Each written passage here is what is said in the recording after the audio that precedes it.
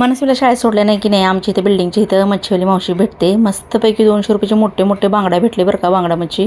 आणि ह्याच्यासोबत म्हणजे ही अंड्याची मच्छी भेटली बरं का मला. ते दिसते बघा छोटं छोटं, ते अंडी निघाली त्याच्यामध्ये. आणि ही सगळी स्वच्छ मच्छी मी केली आणि ह्याची तयारी पण करूनच गेली ती मी. म्हणजे आल्यानंतर आपल्याला मस्तपैकी पटापट करता येते, कारण दुपारी उशीर होतो ना लगेच हिला सोडल्यानंतर.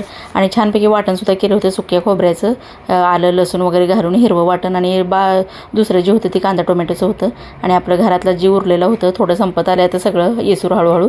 बघा ही शूटिंग करताना पण असं करताना किती राडा होतो, लय पसारा होतो बरं का.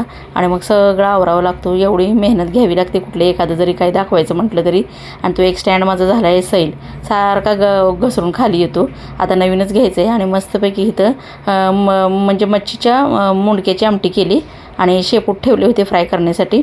छानपैकी त्या रस्सा छान असा झणझणीत झालेला आहे. बांगडा मच्छीचा रस्सा एकच नंबर होते, लय भारी. लाईक सबस्क्राईब करा की पटापटा.